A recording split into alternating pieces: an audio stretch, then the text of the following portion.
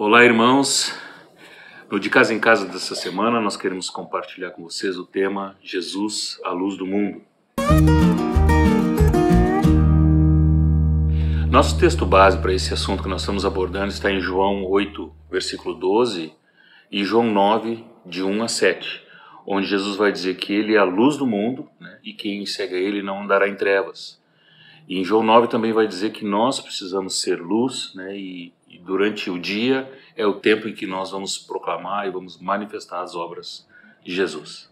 Meus irmãos, para falar sobre esse tema de andarmos na luz, eu gostaria de fazer uma ilustração que achei muito pertinente, referente a um lugar turístico que nós temos aqui no Rio Grande do Sul, que se chama o Túnel 13, né, o Viaduto 13 também, que é uma estrada, uma ferrovia que foi construída na década de 70 e que tem a característica de ser um lugar onde a estrada realmente entra dentro da montanha e em determinado momento desta caminhada você perde completamente a noção do que está à sua frente, não enxergando nem um passo praticamente à frente, nem do que está ao seu lado.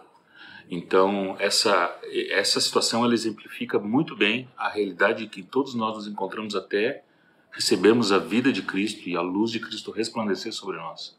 Porque sem essa clareza da vida de Deus sobre nós, nós realmente estamos perdidos em trevas e não conseguimos achar o caminho por nós mesmos.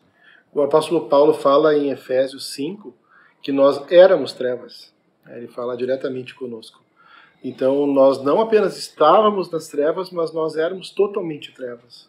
Mesmo Paulo, em Colossenses, lembra que nós fomos resgatados do império das trevas. Então nós vivíamos uma vida totalmente perdida, sem saber discernir um palmo à frente. E mesmo as pessoas com boa vontade, tentando ajudar os outros, o Senhor Jesus fala que como pode um cego guiar outro cego? Os dois vão acabar caindo no abismo, porque se nós não temos a luz da vida, não temos como ver o que nós estamos fazendo, o caminho que nós estamos caminhando, a nossa vida está totalmente perdida. E a condição da perdição do pecado, a vida sem Cristo, é perfeitamente exemplificada nessa condição, de andar na escuridão, nesse túnel que a gente não consegue enxergar nada. Tem uma palavra maravilhosa no Salmo 36, que diz: em ti, Senhor, está o manancial da vida, e na tua luz veremos a luz. A única solução para a nossa condição perdida na treva, na escuridão, no desespero, é a luz de Deus brilhando sobre nós através do Senhor Jesus. Não é nada que nós mesmos possamos fazer para sermos salvos, senão deixarmos a luz de Cristo brilhar em nós. E a partir da obra de Cristo, que é perfeita e gloriosa, nós somos então iluminados no nosso entendimento, somos iluminados na nossa vida por completo, a ponto do próprio Senhor Jesus dizer para os discípulos que agora, nós que antes éramos trevas, agora Jesus diz para eles: vocês são a luz do mundo. Então é uma transformação maravilhosa de uma vida de trevas, de perdição, de desespero, para uma vida de luz, de andar na luz, de não só sermos iluminados pela palavra de Cristo, mas também para sermos luz ao nosso redor. Iluminarmos, como Jesus fala, ninguém pode acender uma vela, uma lâmpada e colocá-la escondida no cesto, mas nós fomos feitos agora novas criaturas para sermos luz, pela luz do Senhor Jesus que brilhou na nossa vida. E até muito interessante nós retornarmos ao exemplo do túnel do Viaduto 13, né? Porque esse exemplo é algo muito prático de se entender. Se você atravessar esse túnel na escuridão, você corre o grande risco de se ferir, de se machucar, justamente por não enxergar onde você está pisando. Mas se você tiver uma lanterna, se você tiver uma luz que possa focar à frente do seu caminho, seus próximos passos, né, que vem muito em contra a palavra de Deus, que diz que a palavra de Deus é luz para o nosso caminho, né, que ela nos ajuda a caminhar. Nós não só vamos caminhar sem sofrermos acidentes, sem nos machucarmos, mas ainda podemos, inclusive, ser referência para outros poderem também achar o caminho, também conseguirem caminhar através do nosso testemunho, através da nossa vida. Vamos transmitir aos outros a maneira como podemos sair do outro lado desse túnel? Como podemos chegar ao fim dessa caminhada? E agora, como nós praticamos essa vida na luz, né? Como nós podemos viver de maneira a sermos luz e resplandecer a luz de Cristo? O texto de 1 João, capítulo 1, verso 5 em diante, vai dizer que a mensagem que nós temos recebido é que Deus é luz e não há nele treva nenhuma.